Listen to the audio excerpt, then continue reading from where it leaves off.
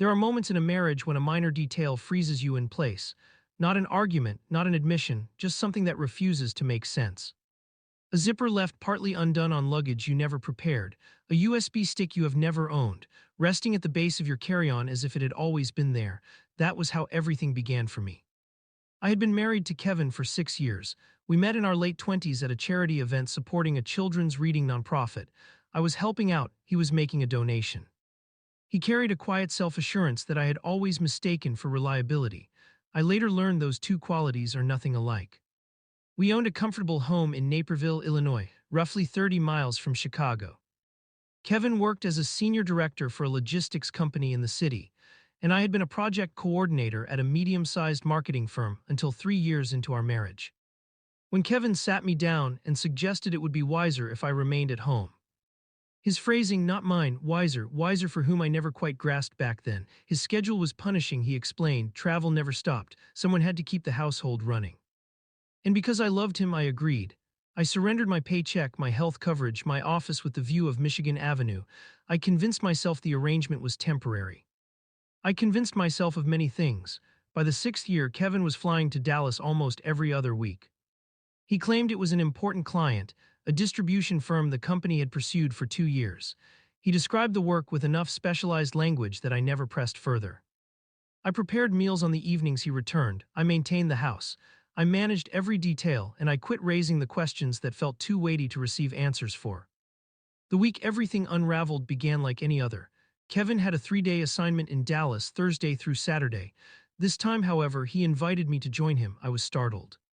He had not asked me along on a business trip in years. He mentioned a dinner gathering Friday evening, something semi-formal, and thought it might be pleasant for me to attend. You would like the city, he said, which struck me as odd since we had visited Dallas twice already and I had never been particularly fond of it. Still, I agreed, because agreeing had become automatic. I began packing Wednesday night while Kevin remained on a call in his study. I arranged my clothing on the bed, a black wrap dress, a pair of heeled sandals, everyday outfits for Thursday, my toiletry kit. I checked my carry-on to confirm I had my charger, my earbuds, and the novel I had been reading slowly for a month, and that was when I noticed it. Hidden beneath the inner flap of my carry-on, the sort of pocket most travelers overlook, a flash drive. Compact, black, unmarked. I lifted it and turned it between my fingers. It was not mine. I had never possessed one that resembled this. Kevin occasionally brought work drives home, yet this was not his usual make, and it was not inside his luggage. It was inside mine. I placed it on the bed and remained still for a moment. Then I returned it precisely where I had found it and closed the zipper. I said nothing to Kevin that night. I moved through dinner, through washing the dishes, through our ordinary evening pattern, and I stayed silent. But something had shifted within me. Like a key turning in a lock I had not realized existed. The following morning, while Kevin showered, I took his laptop from the desk and inserted the flash drive. I knew his password.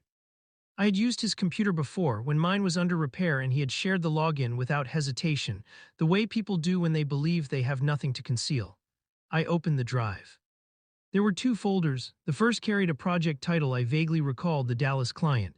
Inside sat spreadsheets, contracts, budget forecasts. Nothing I could interpret at once, yet nothing that appeared immediately suspicious. The second folder bore no name at all. I opened it and remained seated for a long time, motionless. Inside were personal bank statements, not company ones, revealing a series of transfers I did not recognize. Substantial sums. 6 figures altogether, shifted in stages across 18 months into an account I had never known existed. There were also screenshots of email exchanges, and in those messages appeared a name I knew. Amber Reese was Kevin's assistant. She had worked at his firm for 2 years. I had met her only once at a company holiday gathering, and she had shaken my hand and said it was wonderful to finally meet me with a smile I had then interpreted as sincere. The emails were far from professional. I shut the laptop. I removed the drive. I sat on the edge of the desk chair for a while, breathing evenly, the way a person does when trying not to shout inside a house that has grown too still. Then I returned to packing. Here is what I grasped sitting in that chair. Kevin had placed that flash drive in my bag deliberately. He had not left it there by accident. He was never careless. Kevin was never careless about anything. He had put it there on purpose, in a pocket he expected me not to examine, so that it would pass through airport security inside my carry-on and reach Dallas without ever being in his own luggage. Because if something was discovered in his bag, the problem belonged to him. and if it was found in mine, the problem belonged to me. I could not say precisely what he feared, whether someone at the firm was closing in, or whether something about this particular Dallas trip made him uneasy. Perhaps he needed the drive to arrive in Dallas yet could not risk carrying it himself. Perhaps I was simply the most convenient choice. His wife, the woman he had asked to remain at home so she could prove useful. I felt something grow very cold and very sharp in my chest. I looked across the room at Kevin's carry-on, already partly packed and resting open on the stand. Amber was traveling with him. As on every work trip, she managed his arrangements and usually booked the same flights, purchasing her own seat through the company account. I already knew which flight she was on. I had seen the itinerary Kevin left on the kitchen counter 2 days earlier, and her name appeared on the confirmation. I copied nothing. I took no photographs. I simply lifted the flash drive, walked to Kevin's carry-on, and slipped it into the interior zip pocket of his toiletry bag. Then I went downstairs and prepared coffee. At O'Hare the next morning, Kevin stayed on his phone from the moment we left the house. Amber was meeting us at the terminal. She lived nearer the airport. When she arrived at the check-in area with her rolling suitcase and her composed stance, she smiled at Kevin first and then at me, the same warm professional expression from the holiday party. Kevin kissed my cheek, gave Amber a brief nod, and began discussing the afternoon schedule. I observed how they moved around each other. I registered what I saw. We checked our luggage, passed through security with our carry-ons. My bag moved through the scanner without trouble. Kevin's bag moved through and emerged on the other side, and the TSA officer paused. "Sir, would you step over here?" Kevin's face remained mostly unchanged. He possessed the practiced composure of a man who travels every other week and understands the procedure. He said of course and stepped aside. I watched from a short distance as the officer performed a second scan on his bag and then requested that it be opened. What followed lasted roughly 4 minutes, yet felt far longer. The officer located the flash drive inside Kevin's toiletry bag. At first Kevin frowned and stated it was merely a work drive. The officer scanned it with a device I did not recognize, some form of detection equipment, and then a second officer was summoned. I do not know exactly what the drive contained. I had not had time to absorb all of it, and financial offenses are outside my expertise, yet I knew it was sufficient. Sufficient for 2 TSA officers to ask Kevin, and then Amber to move into a private screening area. Sufficient for Kevin's controlled calm to fracture just for an instant into something raw and terrified. He looked at me before they escorted him away. I looked back at him. I said nothing. I did not need to. Amber stood with her arms folded and her gaze lowered. She appeared like someone who had just realized that a door she believed she could walk through had been locked from the opposite side. I collected my carry-on from the belt, adjusted the strap on my shoulder, and walked to a seat near the gate. I did not board the flight to Dallas. I remained in the terminal for a time, and then I took an Uber back to Naperville. I phoned my sister Donna from the car. She lives in Evanston and is the steadiest person I know, and I told her everything that had occurred, beginning with the flash drive and continuing forward. She was silent for a moment when I finished. Then she said, "All right, you come here." I went to Donna's house.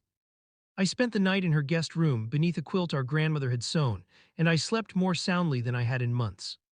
Over the following days, I discovered more than I had ever wished to learn about the interior of my own marriage.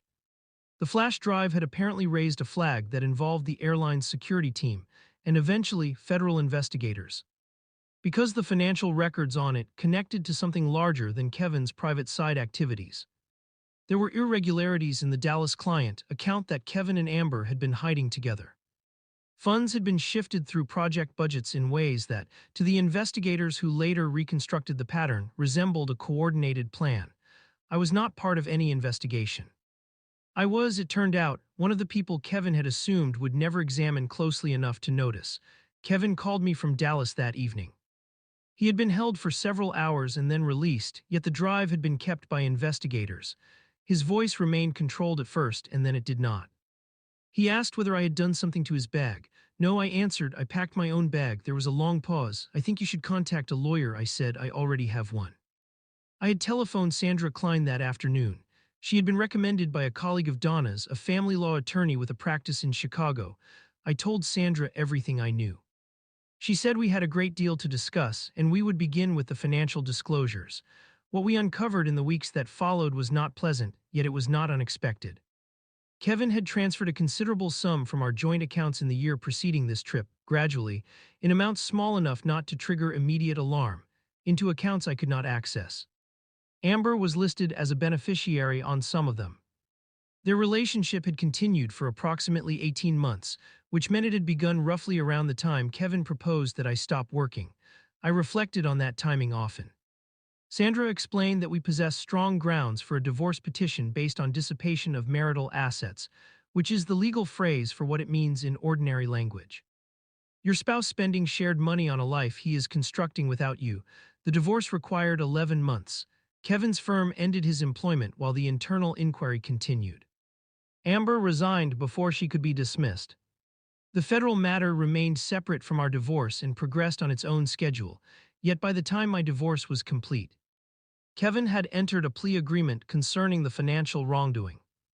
I will not claim any of this felt like victory. It felt like moving through a room in which every piece of furniture had been shifted in the dark. You remember where things once stood, yet you keep reaching and finding only emptiness. What I can describe is what I built afterward. Sandra's firm helped me determine precisely what I was entitled to under Illinois divorce statutes, and the settlement accounted for the years I had spent managing our home. The career I had set aside, and the assets Kevin had attempted to place beyond reach. I did not recover everything I had lost. No one ever does, but I received enough to begin again. I contacted my former agency, the marketing firm where I had worked before I left. My previous manager, Dennis, had been promoted twice since my departure and was now a vice president. I was uncertain what to expect. Dennis said, "I wondered whether you would ever return."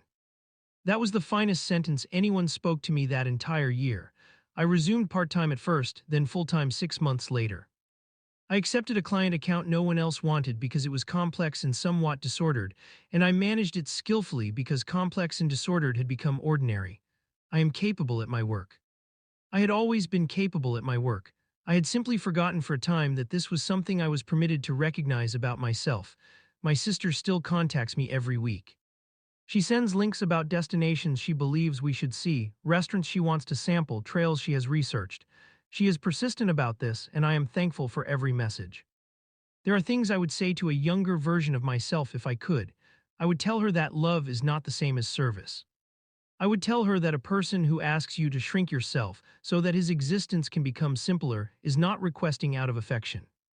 He is requesting out of convenience, and those are not identical. I would tell her to maintain her own bank accounts, keep her own login credentials, preserve the practices of her own life even within a marriage. Because a marriage consists of two people and not one person dissolved into another. I would tell her that the instant something fails to fit, a zipper out of position, a detail that makes no sense, a small thing that tugs at the edge of awareness, she should pause. She should examine it because small things are frequently the surface of something far greater, and the women who endure are those who trust what they observe. I no longer devote much energy to anger. Anger is costly and I have other matters on which to spend.